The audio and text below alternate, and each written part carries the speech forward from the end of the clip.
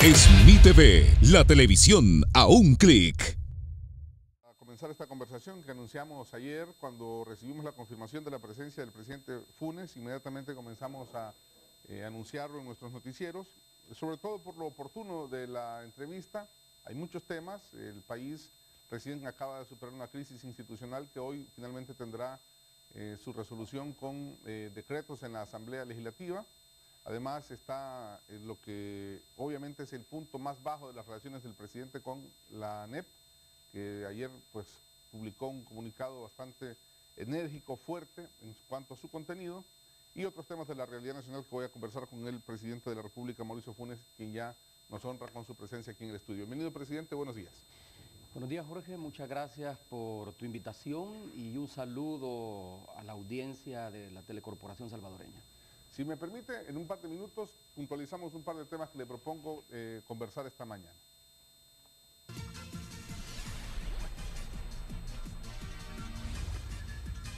Esto es Frente a Frente con Jorge Hernández.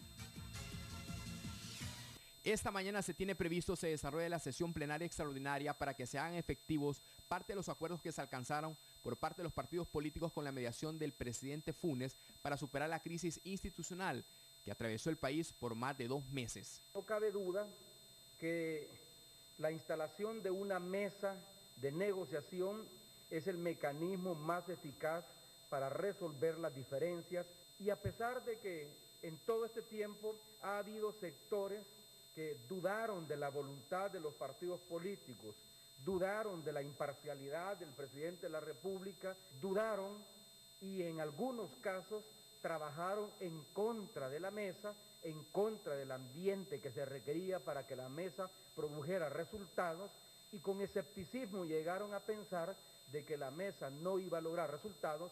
Pese a ello, hemos logrado un acuerdo integral. El acuerdo integral final alcanzado la noche de este domingo en Casa Presidencial se compone de 6 puntos, entre ellos que se elegirán los mismos magistrados electos en el 2006 y 2012.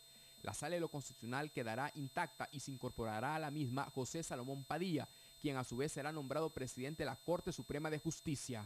Yo creo que el esfuerzo que hemos hecho todos los partidos, y en eso incluyo a ARENA, a GANA, a Concertación Nacional, al Partido de la Esperanza, a Cambio Democrático y por supuesto al FMLN, es un esfuerzo donde todos hemos puesto en primer lugar el interés por la patria. Como en todo acuerdo, habrá quien desde afuera estará intentando sabotearlo.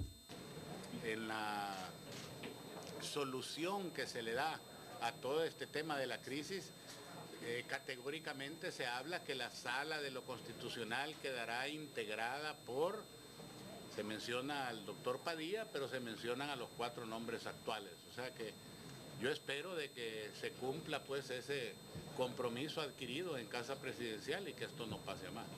En beneficio del país hemos logrado que nos pusiéramos de acuerdo todos. Estamos ratificando lo hecho en abril de este año, que para los que creen que es inconstitucional, que estaban haciendo una nueva elección. El presidente y la junta directiva pues tendrá que resolverlo de manera administrativa. Sin embargo, ya fue anunciado que el día de mañana se procederá a la elección nominal y pública. Pese a ello, la ANEP tiene una lectura diferente del acuerdo integral final, asegurando que el mismo tiene sus efectos jurídicos en el marco del respeto constitucional que mandan las sentencias de la Corte Suprema de Justicia. De todo, Jorge, tanto de la forma como se llevó a cabo la negociación, una negociación que se llevó a cabo de manera oscura, a puertas cerradas, cuando debería de haberse llevado a cabo de cara a la población con toda la publicidad necesaria, así lo decía la sentencia de la Sala de lo Constitucional. Un papel muy triste que jugó el presidente de la República supuestamente de mediador, cuando él mismo dice que hay que acatar los fallos de la Corte Centroamericana de Justicia, una corte sesgada. Nosotros como ANEP queremos sobre todo es el cumplimiento de las sentencias de la Sala de lo Constitucional.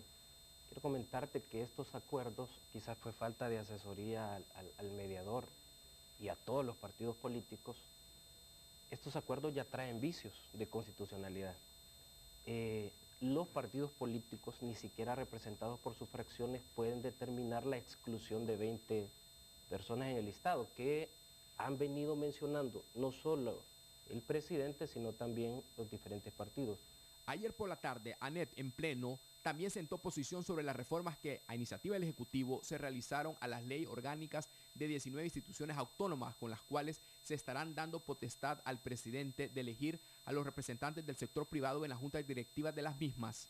El control total de las instituciones no se llama democracia, señor presidente, se llama dictadura. Hay un rompimiento del gobierno hacia la empresa privada. La empresa privada está aquí y va a estar aquí siempre. Después de que el presidente Funes se vaya a vivir probablemente a otro país, la empresa privada salvadoreña se va a quedar trabajando, produciendo y generando los empleos. Esta mañana con nosotros el presidente de la República. Acompáñenos para Frente a Frente, José Luis Solórzano. Bien, ahí son algunos de los temas, presidente. Tenemos mucho material, ojalá el tiempo nos permita evacuarlo todo. En primer lugar, cuando al filo de la medianoche del domingo usted anunciaba un acuerdo integral, final, realmente lo hizo en medio de mucho pesimismo de la prensa. Ya prácticamente no esperaba un anuncio de esa naturaleza, puesto que ya se habían agotado tantas reuniones, y sobre todo porque usted de alguna manera había dicho esta es la última reunión, y todo el mundo pensó que ya pues iba a haber un desencuentro total y no iba a haber acuerdo. ¿Cuál fue el detonante final, toda vez y cuando tenemos registrado periodísticamente todos los sucesos y eventos? ¿Qué fue lo que finalmente posibilitó el acuerdo? El acuerdo era previsible suscribirlo desde la primera reunión. Nunca nos trazamos un límite en la cantidad de reuniones que había que realizar. Desde el 24 de julio que iniciamos la primera sesión de trabajo y suscribimos una declaración de procedimiento, desde entonces quedó establecido que las negociaciones tenían un carácter continuo y reservado. Hubo, por supuesto, momentos difíciles de entrampamiento, pero ninguna de las sesiones terminó entrampada. Por eso es que yo nunca acepté la tesis de que el proceso había sido abortado o el diálogo estaba entrampado. El diálogo es justamente eso, la negociación justamente es eso. Se parte de posiciones diferentes. Lo dijo el presidente Cristiani y lo reconoció a la altura de la tercera o cuarta sesión de trabajo, cuando dijo, aquí habemos dos bloques de partidos políticos que estamos partiendo de una interpretación diferente de la Constitución. Y efectivamente, se estaba partiendo de una interpretación diferente de la Constitución. Arena, sumado a Cambio Democrático, partía del hecho que lo que había que cumplir era la sentencia de la Sala de lo Constitucional, que declaró ilegal e inconstitucional la elección de abril del 2012. El bloque de 4 partidos políticos, integrado por 50 voluntades, por 50 diputados, sostenía que la Sala de lo Constitucional, en esas sentencias, particularmente en esas sentencias, se había excedido en sus atribuciones constitucionales y había reformado, de hecho, la Constitución con la emisión de las sentencias mismas, lo que llevó a que el Pleno Legislativo decidiera por mayoría simple recurrir ante la Corte Centroamericana de Justicia. Si nosotros hubiéramos pretendido una solución jurídica, estaríamos todavía negociando. El problema es político, tiene una naturaleza política y solo podía lograrse a través de una negociación política. La mejor muestra que el punto de entrampamiento dentro de la negociación, dentro de la mesa, no lo dio el cumplimiento de las sentencias de la Sala de lo Constitucional. Si es que hay quienes no han entendido el esfuerzo al que nos abocamos en Casa Presidencial. Escucho con preocupación a la alta dirigencia de la ANEP decir, por ejemplo, que los partidos no se han dado cuenta y el presidente no se ha dado cuenta que esos acuerdos violan la Constitución. Que tienen vicios de inconstitucionalidad. Bueno, significa que violan la Constitución. ¿Por qué un acuerdo político va a violar la Constitución? Si se trata justamente de eso, de un acuerdo, de un pacto entre voluntades políticas que están negociando. El hecho que es susceptible de ser analizado constitucionalmente es lo que se va a dar hoy en la Asamblea Legislativa. ¿De dónde saca este director jurídico de la ANEP que excluimos la lista de 30 y excluimos a 20? Entonces también fue inconstitucional la elección del 2009, porque la elección del 2009, para información de el abogado de la ANEP, se negoció de la misma manera como se negoció este tercio de la Corte Suprema de Justicia. ¿Y no se refiere o se referirá a él al anuncio que usted hizo de repente en medio de las negociaciones? Dijo, ya hay un acuerdo, de los 30 nos vamos a quedar con 11. Bueno, el mismo esfuerzo que se hizo en julio del 2009, de los 30 nos quedamos finalmente con 5. Y en ningún momento no hubo nadie que haya dicho que en aquel entonces estábamos violando la Constitución. Si es que primero se consideraron los 30, y de los 30 se excluyeron 20, y nos quedamos, más bien se excluyeron 19 y nos quedamos con 11, que fueron los mismos abogados, propietarios y suplentes elegidos en abril del 2012 por el bloque de 4 partidos políticos. Por lo tanto, ¿qué acto violatorio de la Constitución es ese? El momento de entrampamiento no se dio por el cumplimiento de las sentencias de la Sala de lo Constitucional. Si es que no se han fijado que en la declaración de procedimientos del 24 de julio ahí claramente está dicho de que los partidos políticos cumplirán las sentencias de la Sala de lo Constitucional. Debe entenderse entonces que eso es lo que justamente hicimos, cumplir las sentencias de la Sala de lo Constitucional, puesto que la Sala ordenaba a la Asamblea elegir. Y eso es lo que van a hacer el día de hoy por la tarde, elegir. La votación nominal y pública no es más que un acto de elección. Que algunos partidos han dicho, no vamos a elegir, vamos a ratificar. El hecho concreto es que hoy se va a votar en forma nominal y pública por cada uno de los nombres que fueron discutidos hasta que al final se llegó a un punto de intersección de quiénes serían los 11 magistrados propietarios y suplentes que integrarán este tercio de la Corte Suprema de Justicia. ¿Dónde estuvo el punto de entrampamiento? En el abogado o abogada que sería el 5º magistrado en reemplazo de Néstor Castaneda. Una vez integrada la Sala de lo Constitucional, de estos 5 magistrados sale el presidente de la Sala, quien es al mismo tiempo el presidente de la Corte Suprema de Justicia y al mismo tiempo el presidente del órgano judicial. Ahí estuvo el punto de entrampamiento. Ese es el punto de entrampamiento. Hasta que se destrabó eso, hasta entonces hubo posibilidad de llegar a un acuerdo global integral.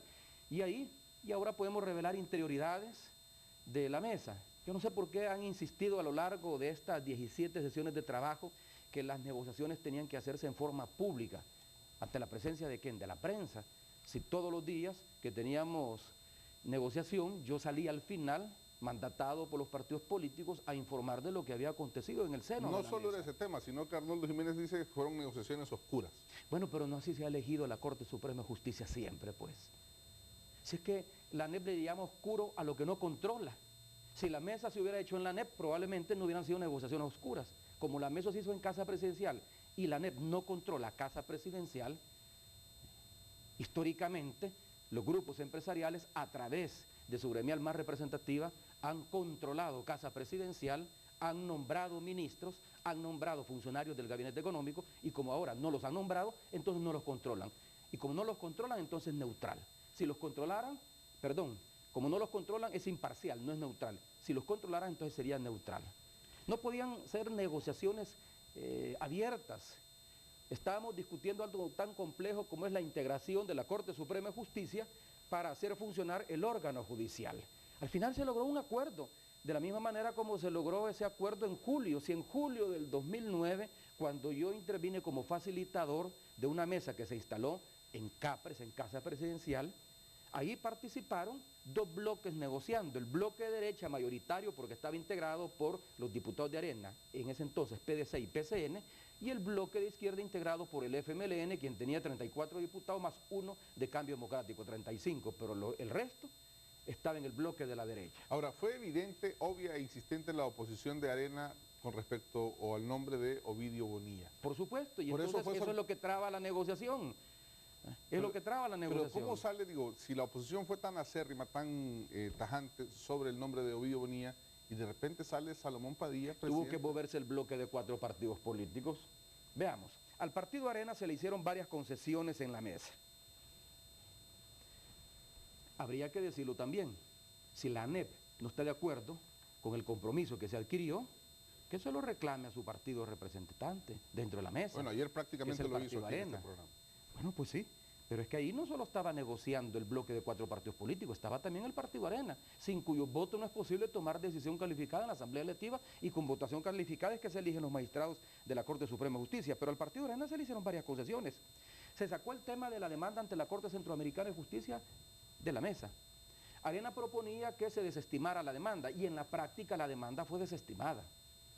Si es que uno tiene que caer en la cuenta de que hay acuerdos implícitos que implican, aunque no estén escritos en papel ni firmados, que implican avances significativos en las negociaciones donde una de las partes ha cedido. Si el solo hecho de que los diputados del bloque de 4 partidos políticos hayan sentarse en la mesa, ya implicaba una concesión al partido Arena. Porque perfectamente pudieron haber dicho, no nos vamos a sentar en la mesa porque hemos presentado una demanda ante la Corte Centroamericana de Justicia, a quien le reconocemos jurisdicción, y estaremos esperando a que la Corte Centroamericana de Justicia emita su sentencia. Y una vez emitida la sentencia, dependiendo del sentido de la misma, entonces podemos entrar a negociar. Y no obstante, el bloque de 4 partidos políticos estuvo en la mesa. Se conoció la sentencia y seguimos en la mesa.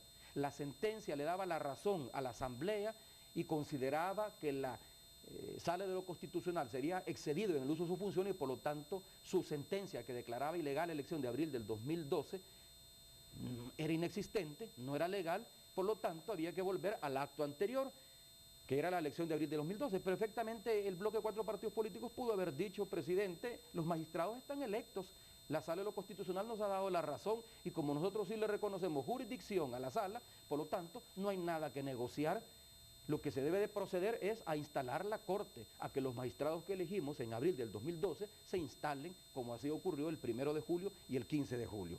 Es decir, al partido Arena se le concedió de que el tema de la demanda ante la Corte Interamericana de Justicia saliera de la mesa. En la práctica significaba que los partidos estaban desestimando la demanda y desestimando la sentencia de la misma una vez la emitió la Corte Centroamericana de Justicia. Aunque nunca lo dijeron claro, nada más para el récord. Nunca dijeron eso que usted está diciendo de manera Pero que en clara. la práctica sí es. Por eso es que la mesa de negociación no podía ser abierta como querían o como han estado insistiendo todavía a estas alturas la ANEP. Produjo un resultado tangible.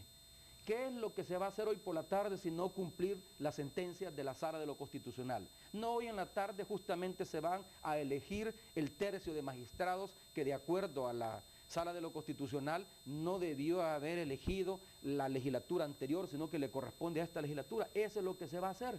Entonces, ¿qué más quieren?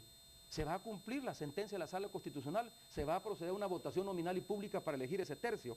Se desestimó también el informe de la comisión investigadora que estaba determinando la legalidad o ilegalidad de la elección del 2009. En ningún momento ese informe influyó en la mesa. Ahora, Arena quería que se disolviera la comisión, es facultad de la Asamblea Legislativa, y ahí yo mismo se lo planteé al presidente Cristiani, no podemos tomar un acuerdo que irrumpa en atribuciones de otro órgano del Estado. Es facultad de la Asamblea Legislativa nombrar esa comisión. Así lo establece la Constitución. La Asamblea podrá nombrar comisiones especiales para investigar asuntos de interés nacional. Es de entender que este es un asunto de interés nacional. Pero se desestimó en la práctica también el informe, porque aún sin conocer el informe, ahí están. Lo acaba de decir Cristiani en el BTR que tú has puesto en el documental o en el reportaje que se vio de introducción. Así lo dijo. Ahí se acordó en la mesa que la Sala de lo Constitucional queda integrada por, además del abogado Salomón Padilla, por los 4 demás abogados que actualmente están integrando la Sala de lo Constitucional. Eso me parece interesante preguntárselo. ¿Usted está conforme con que Sidney Blanco, Florentín Meléndez, Rodolfo González y Belarmino Jaime sigan en la Sala de lo Constitucional? El presidente no tiene por qué estar conforme si no le corresponde al presidente elegir magistrados de la Corte Suprema de Justicia.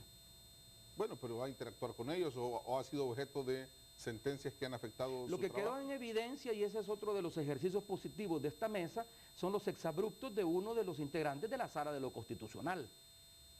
Eso quedó en evidencia. Y en mi opinión, hasta el día de hoy, el magistrado Florentín Meléndez continúa usurpando el cargo de presidente de la Sala de lo Constitucional y de la Corte Suprema de Justicia porque la Asamblea no lo ha elegido. Y él no se puede autonombrar presidente interino porque la sustitución que está realizando no es una sustitución temporal. Es una sustitución permanente, aunque solo haya durado 2 semanas o 3 semanas en el ejercicio del cargo. Y la ley orgánica judicial es clara. El primer vocal puede sustituir al presidente y asumir interinamente la presidencia en ausencia de este. Pero aquí no estábamos hablando de una ausencia de Belarmino Jaime. Belarmino Jaime había salido de la sala. ¿Por qué no se dio eso en el 2009? Ahí teníamos al 5º vocal, que era Néstor Castaneda, y sin embargo Néstor Castaneda con los suplentes no constituyó sala en ningún momento. no asumió la presidencia en forma temporal en el mes y medio aproximadamente que estuvimos negociando, porque no le correspondía hacerlo. Eso quedó en evidencia. Ahora, no es importante para efectos prácticos si al presidente le gusta o no le gusta. El presidente tiene que aprender a convivir con los demás magistrados que no le corresponde elegir. Ahora, los funcionarios que elige el presidente sí deben ser del agrado del presidente, porque para eso está la facultad constitucional de nombrarlo. Pero en este caso, eso es lo menos importante del acuerdo. Otra cosa importante, que es concesión también al Partido Arena, no se desarticuló la Sala de lo Constitucional, como maliciosamente denunciaron los aliados para la democracia, que esa era la pretensión de la mesa.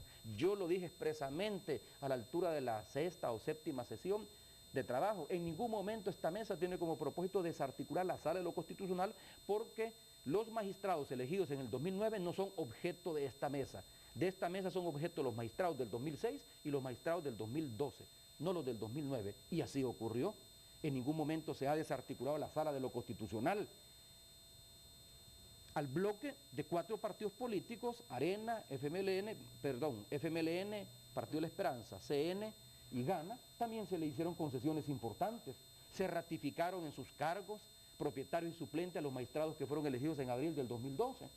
Se ratificaron en sus cargos, porque los mismos que fueron elegidos por este bloque, a propuesta de este bloque, son los magistrados que han resultado hasta ahora potencialmente electos, puesto que ese hecho constitucional se va a concretar hoy por la tarde. Y al bloque de 4 políticos se le dio derecho preferente de proponer al 5º magistrado en sustitución de Néstor Castaneda, como ocurrió con Salomón Padilla. ¿Qué escenario teníamos en la mesa de negociación? Eso, quiero saber cómo de repente Salomón Padilla, que aparece como tercero sobre todo que había sido una persona más mencionada, más ligada al FMLN, como abogado del Petróleos o como abogado de las alcaldías del Frente. Eso explica de que Arena no le preocupaba eso.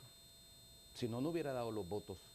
O bueno, los va a dar hoy por la tarde, pero no hubiera dado su consentimiento el presidente Cristiani en la mesa. Eso significa de que a Arena no le preocupa la trayectoria profesional de Salomón Padilla, el hecho que, de acuerdo a la información periodística que ha aparecido en los últimos días, haya sido miembro del Consejo Municipal del alcalde Ruiz, cuando fue alcalde, o haya sido el abogado bajo cuyo protocolo se haya firmado de Nepasa. ¿Cuántos protocolos, o más bien cuántas empresas no habrán surgido en los protocolos de Belarmino Jaime o de cualquier otro de los abogados que forman parte de la Corte Suprema de Justicia? Pero bueno, ese no es el punto. Prueba está que no es importante para Arena, que en ningún momento lo vetó. ¿Por qué llegamos a un punto de entrampamiento? Si ya habíamos acordado cumplir la sentencia, ya los diputados habían acordado cumplir la sentencia, porque ya habían dispuesto sus dirigencias que se iba a elegir. ¿A dónde estuvo el entrampamiento? En la persona que debería sustituir a Néstor Castaneda. El bloque de 4 partidos políticos, 50 diputados, proponían que fuese Ovidio Bonilla.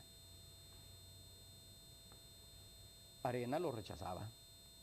Cambio Democrático no llegó a definirse tan firmemente como Arena sobre ese punto. Cambio Democrático lo que planteaba que, en opinión de ellos, el 5º magistrado, quien eventualmente podría ser elegido presidente de la sala y por lo tanto de la Corte Suprema de Justicia, debería salir de consenso, decían ellos, de consenso.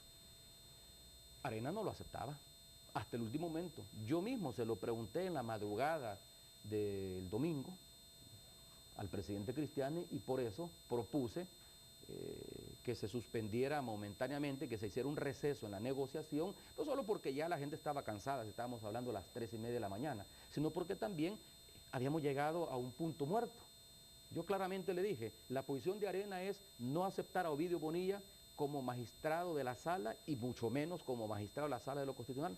Con meridiana claridad esa es nuestra posición, dijo.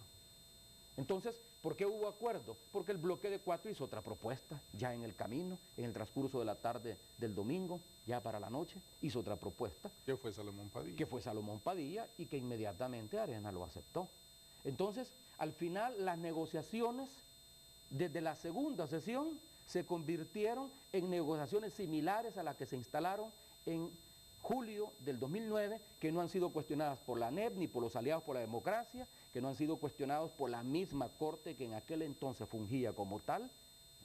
Es decir, los magistrados de la Sala Constitucional, que ahora están como magistrados, Florentín Meléndez, Belarmino Jaime, Cines Blanco y Rodolfo González, fueron elegidos de la misma manera como ha sido elegido Salomón Padilla y el resto de magistrados que integran el tercio que eligió en abril de este año la anterior legislatura, pero que esta va a elegir cumpliendo las sentencias de la Sala de lo Constitucional. Déjeme, para cerrar este tema, le quiero preguntar que es una inquietud que tengo en función del rol que usted jugó. Porque cuando usted dio sus primeras declaraciones sobre este tema, algunos lo señalaron de tomar partido a favor del bloque de 4 partidos. Otros, cuando finalmente usted entró como mediador, le dijeron llega tarde de mediador. O sea, se metió tarde al tema. Después, más tarde, dijeron que se había metido como mediador, pero con una postura cargada a favor de uno de los bloques. Y finalmente, pues al cierre ya discutimos este tema de, algunos piensan que las negociaciones fueron un poco transparentes y oscuras. ¿Cuál es el saldo, digamos, que saca usted, presidente, después de estas intensas semanas de negociación alrededor de la presidencia de la República y del rol que usted jugó en esto que fue un trance muy, muy complicado para la historia democrática del país? Primero, no acepto que las negociaciones hayan sido a oscuras. Las negociaciones se hicieron con la presencia de todos los partidos políticos. ANEP no tenía de qué preocuparse, si ahí tenía su partido representante, el partido Arena. No tenía de qué preocuparse. ANEP estaba en constante comunicación con el partido Arena. O no sé con quién consultaba el presidente Cristiani cuando decía voy a consultar. Me imagino que lo hacía con ANEP o con los aliados por la democracia. ANEP quizás hubiera querido estar en la mesa. Constitucionalmente no le corresponde a ANEP estar en la mesa. Yo estuve en la mesa porque uno de los mandatos que me establece la Constitución es buscar la armonía y la paz social. Y me tengo que preocupar porque las leyes del país se cumplan. Y por eso es que convoqué a la mesa. No se puede establecer el subjetivo de decir la convocatoria la hizo tarde. ¿Cómo que la hizo tarde? Y no tenemos corte, pues. No tenemos corte. Tenemos corte. Hoy mismo se va a tomar la decisión, salvo que los partidos no honren su compromiso que adquirieron ahí en la mesa, pero tenemos corte. Y no pasamos 3 meses sin corte después de los acuerdos de paz y de conocerse el informe de la Comisión de la Verdad, porque en aquel entonces Arena estaba empecinada en volver a elegir o ratificar en su cargo al entonces presidente de la Corte Suprema de Justicia, Mauricio Gutiérrez Castro, miembro del Consejo Ejecutivo Nacional del Partido Arena. En ningún momento ni la ANEP, ni FUSADES, ni Aliados por la Democracia saltaron hace 20 años a demandar que no teníamos corte en el país y pasamos 3 meses sin corte. Y lo mismo ocurrió en el 2009. No teníamos sala, no teníamos presidente de la Corte Suprema de Justicia y en ningún momento estuvo en riesgo la institucionalidad del país, en ningún momento estuvo en riesgo el Estado de Derecho, ni la Constitución. Y nos sentamos a negociar de la misma manera como ahora y en ningún momento se dijo que el presidente había llegado tarde como facilitador de la mesa. Eso es subjetivo. La negociación es oportuna en la medida en que logra resultados. ¿Y el resultado le parece a usted que es digno, digamos? El resultado es el que esperaba el pueblo. El resultado es el que espera la sociedad salvadoreña. No nos preocupemos únicamente porque un grupo de empresarios representados en la ANEP viene y dice que no está de acuerdo. Si es que el acuerdo se toma no con ellos, se toma con las fuerzas políticas. ¿Y por qué con las fuerzas políticas representadas en la Asamblea? Porque a quien le corresponde constitucionalmente elegir es a la Asamblea Legislativa, no al presidente de la República. Yo no elegí en abril del 2012. Yo no participé en la sentencia que declaró inconstitucional esa elección. Yo no promoví la demanda ante la Corte Centroamericana de Justicia. Lo hizo el Pleno Legislativo, con 50 voluntades. Yo tampoco voy a tomar la decisión esta tarde, no voto, porque la Constitución no me lo permite. Entonces, ¿qué intervención he tenido en este conflicto? Yo lo que hice fue instalar una mesa y mantener a los partidos políticos negociando en la mesa, hasta que se produjera un acuerdo. ¿Por qué el día viernes dije mañana es la última sesión? Porque me parecía que estaban dadas las condiciones para tomar acuerdo.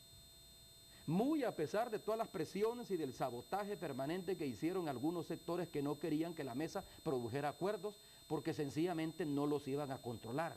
Si es que ese es el asunto. Se le llama legal o se le llama constitucional o se le llama negociación transparente a la que ellos controlan.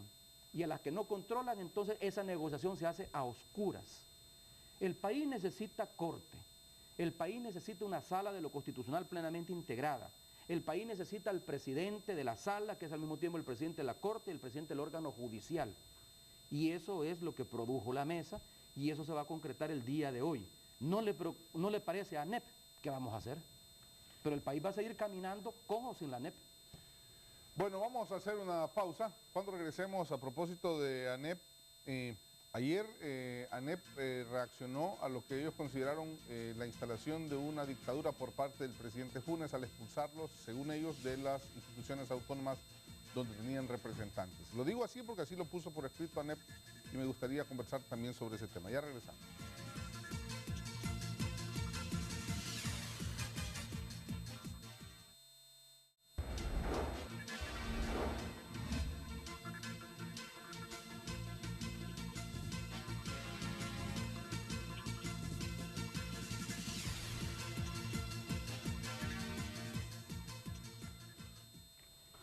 Bien, estamos avanzando en nuestra plática.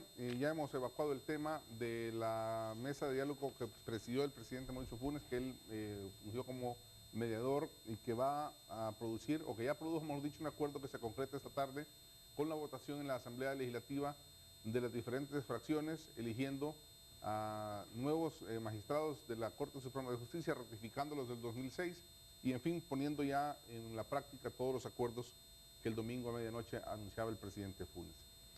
Yo no sé si el tema está relacionado, pero ha sucedido en una secuencia de hechos que tengo que platicárselo esta mañana, y es esto de la decisión legislativa del pasado viernes para amanecer sábado en la madrugada, donde, según nos mostraron los diputados, usted había mandado, haciendo uso de su iniciativa de ley, una petición a los diputados de modificar leyes de 19 instituciones autónomas, así llamadas autónomas, para modificar la forma en la que los representantes del sector privado podían ser tomados en cuenta o no a la hora de integrar esas juntas directivas. ANEP dice que a partir de esa decisión usted rompió con ellos y ahora pues ellos quieren también romper con usted. Quizá para no irme todavía al fondo, solo quiero hablar del momento. Vamos a escuchar a Jorge Dabú hablando de cómo interpreta él esa decisión suya de mandar esta iniciativa de ley, sobre todo en el contexto y en el momento que se da. Vamos a escuchar cómo él claramente dice que se trata de una venganza del presidente Funes contra la gremial más representativa de los empresarios, que es ANEP. Es una clara acción de venganza contra esta gremial por la defensa de principios democráticos y la exigencia de transparencia en la gestión gubernamental. Las 48 gremiales que constituyen ANEP no tenemos problema alguno en retirar a nuestros representantes de las instituciones autónomas y como muestra de ello queremos anunciar también el retiro de nuestros representantes de otras instituciones públicas que no fueron mencionadas en estas leyes. Quedémonos apenas en el timing ahorita. El momento en el que usted promueve esta reforma da lugar a que Jorge Dabú diga que se trata de una venganza de parte suya contra ANEP. Bien dicen que la cuña para que apriete tiene que ser del mismo palo. Analicemos expresión por expresión de esa pieza de antología, como le llamaría yo, que es el comunicado de la ANEP. Primero dice que se les ha sacado de las instituciones de las que venían formando parte. La reforma que aprobó la Asamblea Legislativa con dispensa de trámite y que tiene que ver con 19 instituciones públicas, quiero decir, valga la aclaración, que no en todas las instituciones públicas de carácter autónomo tiene representación la empresa privada. El llamado por la ley el sector patronal o el sector privado del país. Hay otras instituciones, y las podemos conocer, donde no hay participación de la empresa privada. Se trata únicamente de aquellas donde hay participación de la empresa privada. Las reformas no impiden la participación de la ANEP. La ANEP podrá seguir proponiendo ternas, tal como lo establecía la ley anterior en algunas de estas instituciones. Lo que hemos hecho es ampliar las instituciones de la sociedad civil que pueden tener ese derecho de proponer ternas para que sean consideradas por la Presidencia de la República y de esa forma integrar la Junta Directiva o la Junta de Gobierno de diferentes instituciones autónomas. ¿Qué significa entonces? Que la ANEP está reclamando no por su derecho a participar, si pueden seguir participando. Yo no he expulsado a nadie de la ANEP, de la Junta Directiva, de las instituciones de las que venían formando parte. La reforma lo único que plantea es que hay otras instituciones, incluso hay otras asociaciones empresariales que no están en la ANEP, que tienen el mismo derecho. En un esquema de participación social o de participación ciudadana, como el que intenta recoger estas reformas, lo que se busca es ampliar la participación, y la participación solo se amplía cuando se le da esa facultad o ese derecho a más asociaciones empresariales que no están en la ANEP. En ningún momento estoy diciendo que la ANEP no tenga una buena cantidad de afiliados. No tuvieron necesidad de exhibirse públicamente apareciendo todos los miembros de las diferentes gremiales de la ANEP como para decir de que hay muchas asociaciones que están dentro de la ANEP. Sí, pero hay otras que no están. Y las que no están tienen todo el derecho de reclamar que se les permita proponer ternas como lo hace la ANEP. A ver, esta afirmación. Incluso, quiero decir más, hay leyes que van más allá todavía, que ni siquiera dice que el directivo o los dos directivos que integran la Junta de Gobierno serán propuestos por las asociaciones empresariales reconocidas del país, sino que establece que será la ANEP. Claramente lo dice la ANEP y las demás organizaciones de la empresa privada. Ahora, y los demás sectores involucrados de la sociedad civil. Esta foto, esta imagen, ¿qué impresión le causa? Es parecida a la foto cuando apareció toda la Fuerza Armada sentada en el proceso de paz diciendo no aceptamos de que la Fuerza Armada se disuelva en el proceso de negociación. Es similar. ¿No lo toma como una, señal de fuerza o de unidad gremial o en todo caso de representatividad empresarial? Habría que preguntarle si todos los que están sentados ahí están de acuerdo con lo que está leyendo Jorge Dabú. Habría que preguntar. Y si así fuera, si es que aquí no estamos poniendo en duda la unidad gremial o la fuerza que pueda tener la ANEP, si es que justamente es eso lo que está ocurriendo. Ellos están haciendo valer la fuerza que históricamente han hecho valer, con la única diferencia que ahora se han topado con un valladar, y es que el presidente de la República no es empleado de la ANEP, y los funcionarios del gabinete de gobierno no son empleados de la ANEP, como tradicionalmente lo han hecho, o lo han sido. Esa es la gran diferencia. Esa es la gran diferencia. Ya no es la ANEP la que le dice al presidente de la República qué ministros nombrar. Ya no es la ANEP la que le dice al presidente de la República qué leyes promover.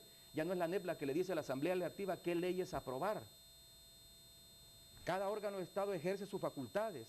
Lo que yo he hecho es una reforma que la Constitución me faculta, tengo iniciativa de ley para hacer esa reforma.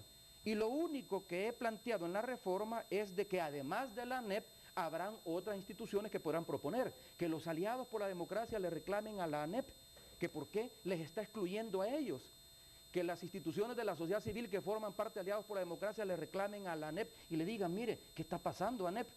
O sea que solo ustedes tienen el derecho de estar dentro de la Junta de Gobierno, solo ustedes pueden ejercer la Contraloría Social. A ver, ¿qué le parece? Y ese es otro punto que hay que analizarlo, porque de acuerdo al comunicado publicado ya voy a llegar a ese ANEP, punto, solo déjeme preguntarle esto. ¿Esta interpretación periodística está bien o está mal? La Asamblea le transfirió a petición suya, a usted, al presidente de la República, el nombramiento en directivas de 19 autónomas. ¿Eso, como interpretación periodística, está bien interpretarlo de esta manera? No. ¿Que la Asamblea a petición suya le transfirió exclusividad en el nombramiento de las directivas o sus integrantes de las autónomas en 19 casos? Yo no puedo nombrar los directivos, porque quien hace la propuesta para su nombramiento son, además de la ANEP, otras instituciones de la sociedad civil, asociaciones profesionales, universidades, ONGs, fundaciones sin fines de lucro, que hasta ahora no tenían el derecho de hacerlo. Ahora no solo la ANEP va a proponerlo, puede hacer FUSADES, lo puede hacer FUNDE. Depende del giro al que se dedique la institución de que se trate, lo podrán hacer las universidades, las asociaciones de profesionales, que en algunos casos es más legítimo que sean las asociaciones de profesionales quienes propongan y no la ANEP. No la ANEP únicamente. Y habría que ver cómo es que propone la ANEP. ¿Quién propone? ¿La ANEP, el pleno de la ANEP o la junta directiva de la ANEP? ¿Quién propone? Eso habría que ver. ¿Quién nombra? ¿El pleno de la ANEP, donde están todas las organizaciones representadas? ¿O la junta directiva de la ANEP? Pero eso no es el punto. Todavía no me contestó la pregunta que le hice. ¿Por qué en este momento? Te lo dije claramente. ¿Es una no venganza? es cierto, no es cierto. ¿Pero por qué en este momento? ¿Por qué el viernes? ¿Y por qué con dispensa de Porque trámites? así lo decidieron los diputados. ¿Usted cuándo mandó la petición? Días antes, ya había mandado una anteriormente, que también molestó a la ANEP, ya había mandado una reforma al Instituto Salvadoreño de Formación Profesional en el mismo sentido. Esta lo que hizo fue completar. ¿Por qué una venganza? ¿Y venganza frente a qué? ¿Y qué me ha hecho a mí la ANEP? Dice que le han estado señalando la falta de transparencia, la falta de democracia. La mejor muestra que vivimos en un ambiente de democracia es que pueden decir lo que quieran sin temor a ningún tipo de persecución. Yo no acepto eso que publicaron en el comunicado, que dicen de que el presidente de la República a través del organismo de inteligencia del Estado le da seguimiento a los directores empresariales y les hackea sus correos y les interviene sus llamadas telefónicas. El organismo de inteligencia del Estado, en todo caso, si da seguimiento, le da seguimiento a los criminales, a menos que ellos se consideren que son delincuentes, pero de lo contrario, el organismo de inteligencia del Estado sigue a aquellos que están al margen de la ley porque la comunidad de inteligencia colabora con la policía, a los únicos que sigue, a menos que ellos se sientan aludidos. De lo contrario, no veo por qué dicen de que se le está dando seguimiento. Pero vayamos al fondo del asunto. Dicen ellos de que con esto se facilita el nombramiento de directores, amigos o familiares del presidente o incondicionales del presidente, de personas incluso que pueden provenir de partidos políticos. Hay que ver una cosa. Yo voy a elegir de los que me propongan la ANEP y otras entidades de la sociedad civil. Y ahí van asociaciones gremiales que no están en la ANEP, empresariales que no están en la ANEP, como también ONGs, fundaciones sin fines de lucro, asociaciones de profesionales. De ese universo voy a elegir. Si no me proponen a mis parientes o a mis amigos, no tengo por qué elegirlos. Si no me proponen corruptos, no tengo por qué elegirlos. De tal manera que si yo al final nombro, como dicen ellos, a mis incondicionales, a mis familiares, a mis amigos, no tengo tantos familiares ni tantos amigos como para llenar las juntas directivas de las instituciones autónomas, pero en el entendido que ellos tienen el temor de que yo voy a proponer a mis incondicionales, como dice el comunicado, a mis familiares, a mis amigos, entonces no me los propongan en la terna. Si yo nombro a un corrupto es porque me han propuesto un candidato corrupto. Ahora, presidente, porque estoy restringido. Pero yo no puedo proponer por iniciativa, no puedo nombrar por iniciativa, sino de la terna que me propongan ellos. Si partimos del antecedente del tiempo que usted se ha tomado o del no nombramiento, por decirlo de alguna manera, que usted lleva, o como lo ha manejado el tema de la integración del tribunal o del consejo o de la oficina que va a manejar el acceso a la información pública, que le acusan de que se ha tardado, que nunca nombró de la ¿Por qué no me han propuesto idóneos? Si usted aplica ese criterio, supongamos que le empiezan a proponer nombres, si usted dice este no me gusta, o este no es idóneo, o este no me parece que llena los requisitos, ¿pudiera tomarse eso como un antecedente de que bajo ese criterio algunas de las instituciones pasarían meses o semanas? No está reglamentado, pero en todo caso se puede reglamentar. Y si te fijas, se ha tenido el cuidado en la propuesta que se hizo ante la Asamblea Legislativa que la elección de los candidatos se deja a disposiciones internas de los proponentes. Es decir, tendrá que definir la ANEP y otras entidades gremiales, empresariales, que pueden ahora participar de esa designación, cómo es que proponen candidatos. Pero si se diera el caso que el presidente de la República discrecionalmente decidiera de que esa terna, los propuestos en esa terna no llenan la idoneidad requerida, pueden seguir proponiendo. El presidente lo que no puede hacer es nombrarlo a dedo. O sea, no puede nombrar a dedo. de la propuesta. Tiene que ser de la terna propuesta. O sea que el universo está restringido. De tal manera que, insisto, si no quieren que nombre directores corruptos, que es una aspiración legítima de la ANEP, como de cualquier otro que quiera o que respete el Estado de Derecho, pues que no me propongan en la terna candidatos corruptos o que eventualmente lleguen a las instituciones para ver cómo se nutren de ellas. Hablando de corrupción, ellos sugieren en su comunicado de que lo que usted quiere es sacarlos de las juntas directivas porque no quiere, y cito textualmente, quiere usted, mejor dicho, eliminar la vigilancia sobre el uso de los más de 1.600 millones de dólares que pagamos los salvadoreños para que sean bien administrados. En pocas palabras, le están sugiriendo de que la salida de ellos va a ser susceptible de actos de corrupción dentro de estas instituciones, hasta por un valor de 1.600 Por eso es que yo dije millones. que este era un comunicado de antología, número 1. O sea que la Contraloría Social solo la puede realizar la ANEP. Yo que FUSADES y FUNDE le reclamaría a la ANEP, porque piensan que solo ellos pueden ejercer la Contraloría Social. Y no han estado en las instituciones por más de 20 años y sin embargo no han impedido que se cometan actos de corrupción o despilfarro dentro de las instituciones públicas. Vayamos solo a algunos ejemplos. Casos que han sido sonados y escandalosos. La corrupción en ANDA en tiempos del señor Perla, que ahora está pagando una condena en un centro penitenciario. ¿Quién nombró a Perla? El presidente Calderón Sol.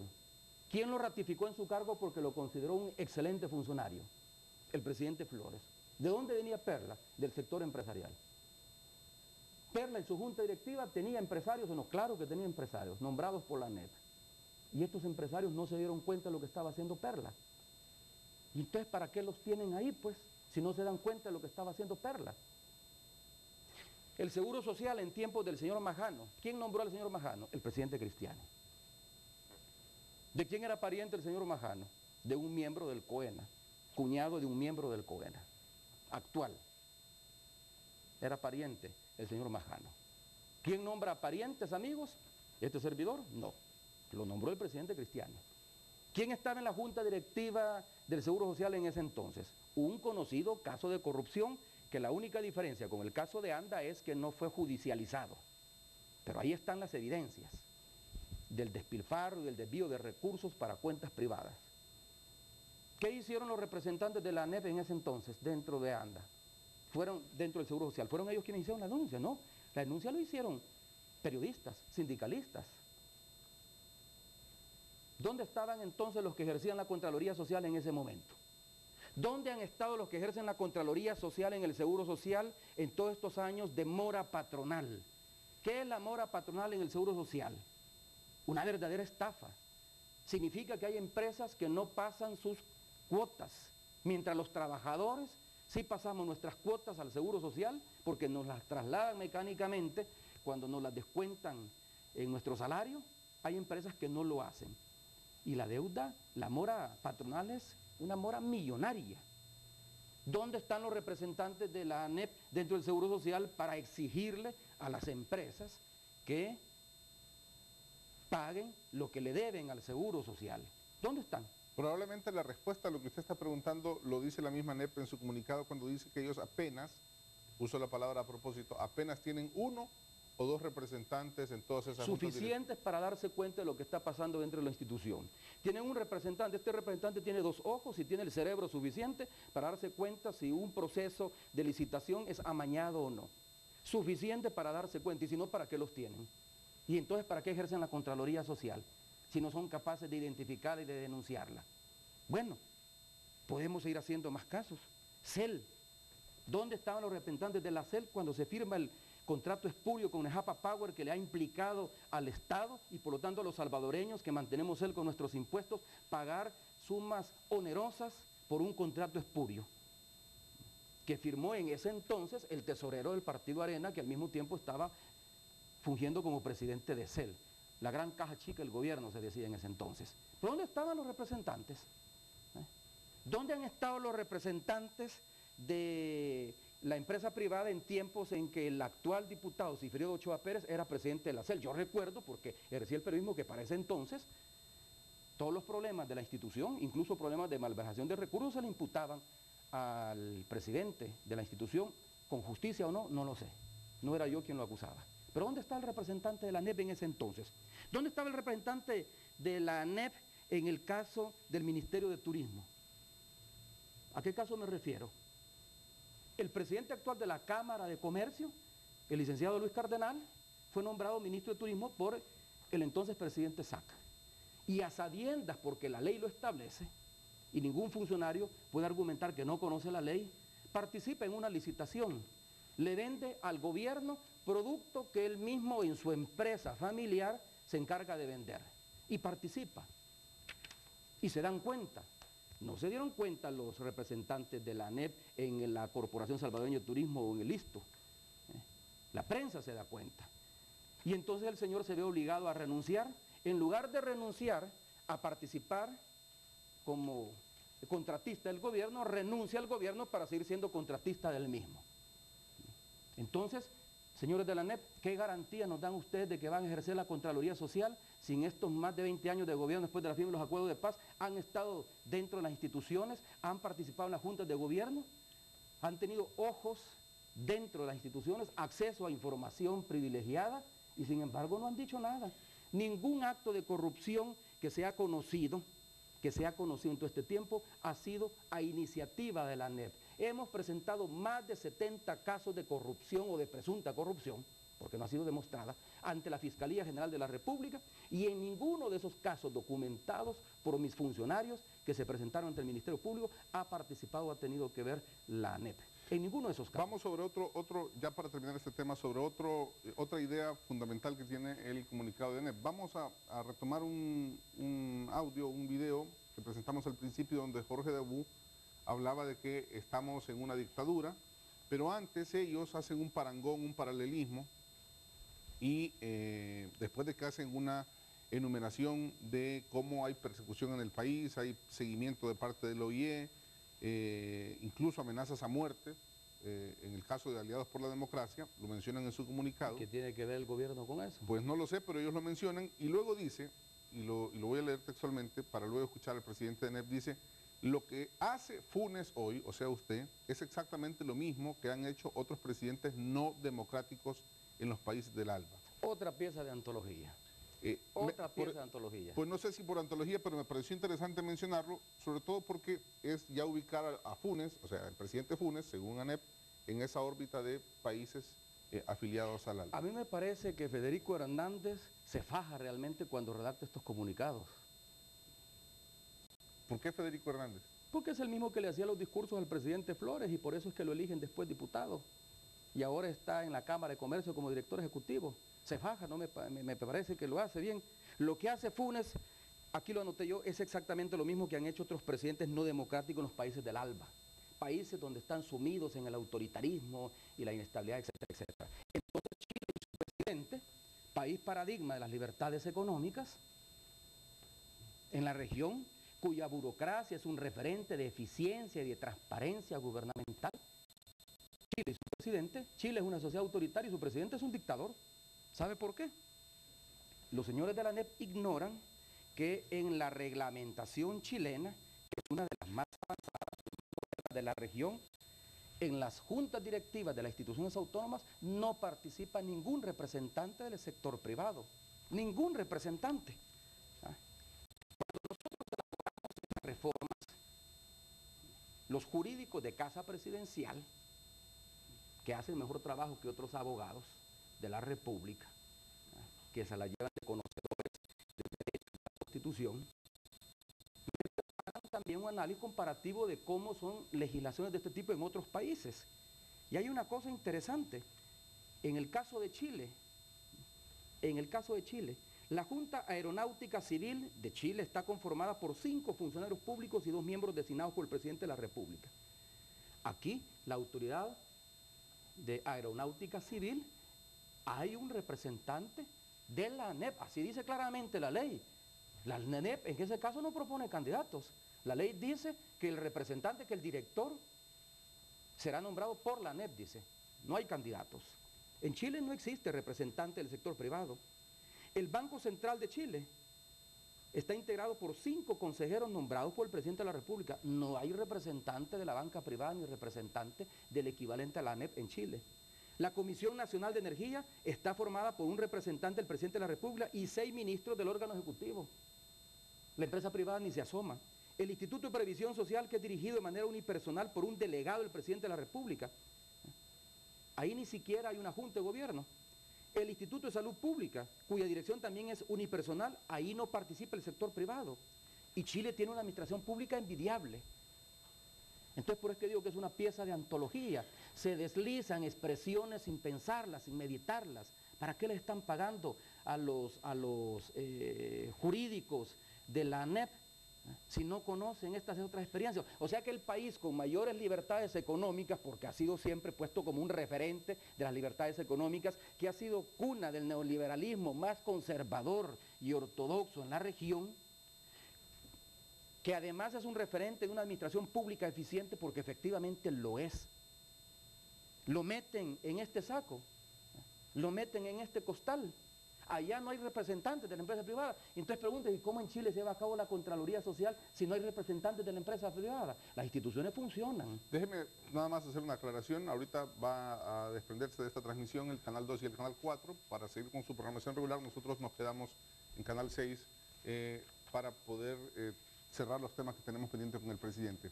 Escuchemos a Jorge Dabú hablando de cómo lo que usted está haciendo no se llama democracia, sino que se llama dictadura, y además hace un pronóstico de qué hará usted después de su salida de la presidencia. Escuchemos. El control total de las instituciones no se llama democracia. Señor presidente, se llama dictadura. Hay un rompimiento del gobierno hacia la empresa privada. La empresa privada está aquí y va a estar aquí siempre. Después de que el presidente Funes se vaya a vivir probablemente a otro país, la empresa privada salvadoreña se va a quedar trabajando, produciendo y generando los empleos. Dos temas ahí centrales. El primero, de si se hace, digamos, usted cargo de que lo que está haciendo no es un proceso de democratizar las instituciones, sino que básicamente instalando una dictadura, como él lo menciona. Bueno, ya te puse el ejemplo de Chile. Conozcan, señores de la ANEP, la legislación de otros países donde las gremiales empresariales no participan en las juntas de gobierno en las instituciones públicas de carácter autónomo. Pero no es susceptible de esta decisión de que usted esté siendo, digamos, o esté mostrando signos de deseo de acumulación de poder a su alrededor, presidente. ¿Y cuál poder? El control total. Yo estoy de acuerdo con Coquito Dabú de que el control total es sinónimo de dictadura. Pero ¿y quién ha tenido el control total en gobiernos anteriores? El presidente de la República. En gobierno anterior el presidente de la República controlaba el Ejecutivo, controlaba las autónomas, controlaba el Ministerio Público, controlaba la Asamblea Legislativa, controlaba la Corte Suprema de Justicia. Yo no controlo esas instituciones. Esa última expresión me parece, no está consignada en el comunicado, pero sí son de las ocurrencias de Coquito Dabú. Dice más o menos, después de que este gobierno se vaya, los empresarios nos quedamos. Tiene razón, los funcionarios de gobierno y sobre todo los de elección popular somos elegidos para un tiempo perentorio. La Constitución nos establece hasta dónde está nuestro mandato.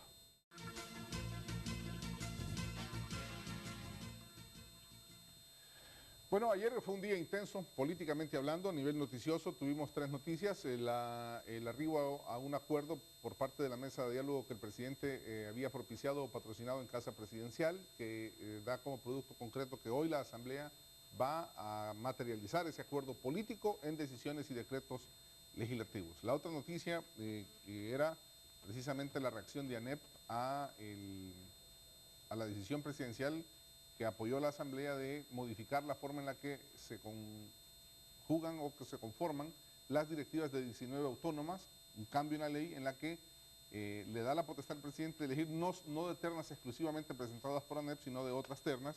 Y la otra noticia que ayer marcó mucho la agenda periodística fue la confirmación, el secreto a voces mejor guardado, de que Norman Quijano fue propuesto ayer por el equipo de dirección del Partido Arena como su candidato presidencial, decisión que va a ser ratificada en septiembre en una asamblea general. ¿Por qué lo menciono en esta entrevista con el presidente Funes? Porque ayer, en dos momentos diferentes del día, Norman Quijano de alguna manera hizo referencia a este gobierno y algunas decisiones del gobierno ya en su calidad de un virtual candidato presidencial.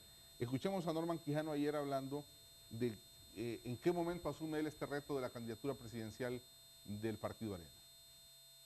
Nuestra candidatura presidencial surge cuando estamos atravesando el más grave peligro.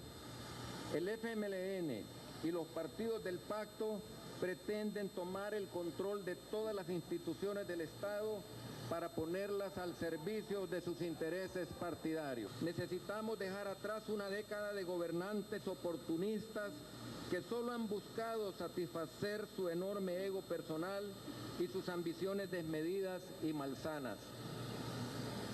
Necesitamos romper con el círculo vicioso de los últimos 10 años de presidentes que prometen mucho y hacen poco. Bueno, yo no sé cómo tomar eso de los 10 años y a tomarlo cronológicamente a partir de cuando él está diciendo 10 años para atrás, pero quisiera, para ponerlo en contexto, pensar que se refiere al quinquenio que usted está en este momento ejerciendo la presidencia y el quinquenio anterior, donde le califica de oportunista. Y los dos últimos de Paco Flores, porque yo solo llevo 3 años. Por eso, es lo que no decía yo, si lo agarrábamos literalmente. Si él habló de 10 años, 5 de Tony Saca, 3 míos, faltan 2, tienen que ser los 2 anteriores de Paco Flores.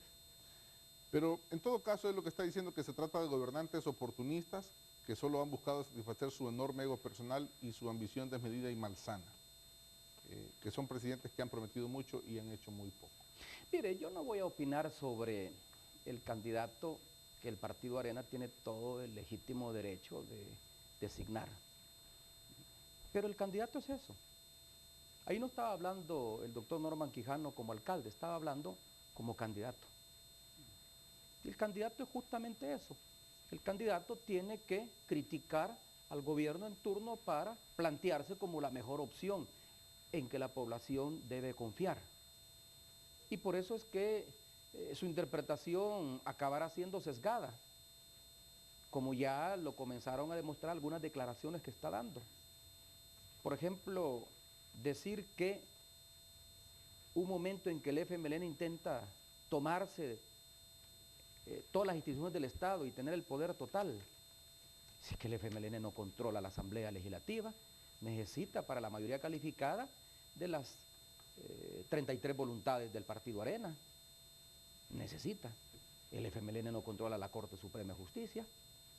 1/3 de los magistrados de la Corte Suprema de Justicia fueron nombrados por el bloque de la derecha que en ese entonces, en el 2006, hegemonizaba el Partido Arena. Y los 4 magistrados de la Sala Constitucional fueron elegidos con los votos también del bloque de derecha en el 2009, que en ese entonces hegemonizaba el Partido Arena porque la decisión se toma antes que Arena se divida y surjan los candidatos que luego, o los diputados que luego forman Gana.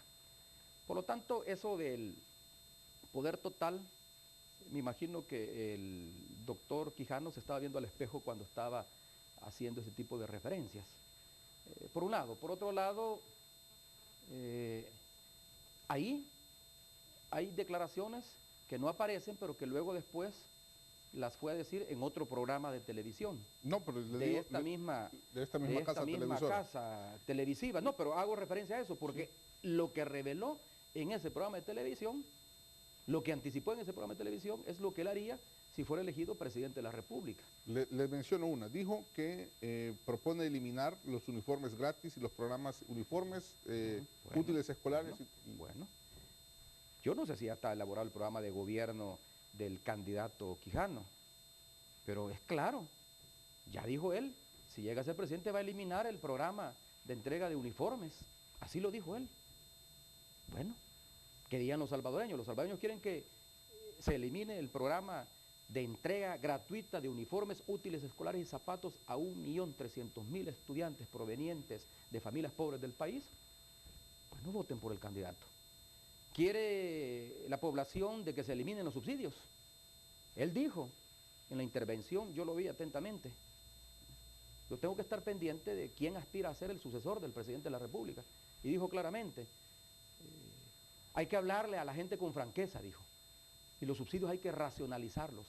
El candidato del partido Arena dice que los subsidios hay que racionalizarlos y los diputados del partido Arena, cuando yo racionalizo el subsidio al gas, dicen que estoy eliminando los subsidios. Le van a decir lo mismo al candidato ahora. Dice que hay que racionalizar los subsidios, porque algunos subsidios son impagables. Bueno, que convenza a la población de que hay que quitar los subsidios. Eso es lo que ofreció. No cae en la lógica que el programa de entrega de uniformes y útiles escolares no consiste únicamente, como él dijo ayer, de que los estudiantes podrán decir, después de 10 años de estar en la escuela, que vistieron un uniforme nuevo todos los años, pero que no conocieron el manejo de una computadora, dice él.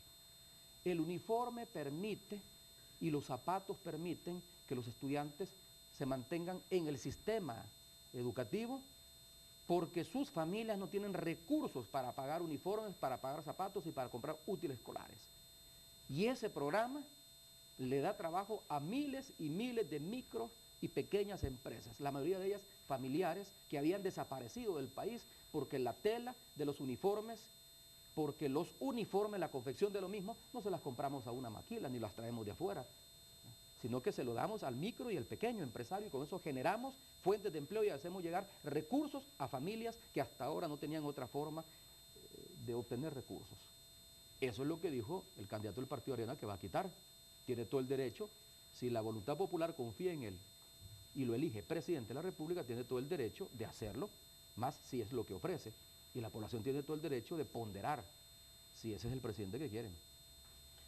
Bueno, hasta aquí llegamos, presidente, con la conversación que habíamos convenido tener esta mañana aquí frente a las cámaras de los canales 2, 4 y 6 de Telecorporación Salvadoreña. Le agradezco mucho su visita. Nos vimos con motivo del 1 de junio.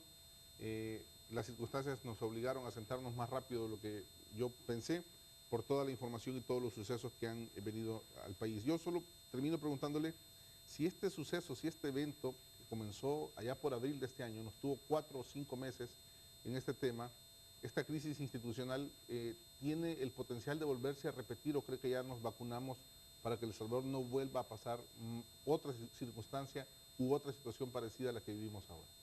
Si llegara a ocurrir, la democracia en El Salvador es lo suficientemente sólida como para salir adelante de este tipo de crisis que provocan enfrentamiento entre poderes del Estado. Y justamente, y ese es un aspecto que no se ha mencionado, el proceso de reformas constitucionales al que se abocaría la Asamblea Legislativa de acuerdo al compromiso adquirido en Casa Presidencial busca evitar ese tipo de crisis. Son reformas que tienen que ver con la competencia de los órganos del Estado, para que quede claramente establecido. Ese entiendo que fue el sentido de la reforma que se aprobó hace 2 plenarias, con los votos únicamente del bloque de 4 partidos políticos, porque además así lo plantea la Constitución. Una reforma constitucional se aprueba por mayoría simple en una legislatura y se ratifica por mayoría calificada en la siguiente legislatura. Es aquella reforma que establece que a una legislatura le corresponde una magistratura. En la Constitución no está establecido. En la medida en que se plantee con meridiana claridad, evitaremos que esta misma legislatura o la siguiente legislatura tenga la tentación de elegir más de una vez. Y no solo magistrados, sino que otros funcionarios de elección secundaria. De tal manera que ese proceso de reformas constitucionales al que se comprometió en los partidos políticos de promoverlo, es una salvaguarda, un seguro, de que la democracia en el país se fortalece y se respetará el Estado de Derecho. Y solo un comentario. ¿Sí? Los 10 últimos años de gobierno, dice, de gobiernos oportunistas, y se le olvida al alcalde Quijano, ahora candidato de Arena, que él llega a ser candidato bajo el gobierno del presidente Saca. O sea que el presidente Saca lo eligió a él, alcalde. Entonces él es alcalde producto de gobiernos oportunistas. Bueno, aquí cerramos esta conversación. Nos acompañó el presidente de la República, Mauricio Funes. A ustedes gracias por su sintonía. Gracias, presidente. Feliz día. Muchas gracias y feliz día también a ti y a tu audiencia. Así nos despedimos. Vamos a cerrar aquí esta conversación y espero verlos mañana a las 6:30 de la mañana, siempre a través de los canales 2, 4 y 6.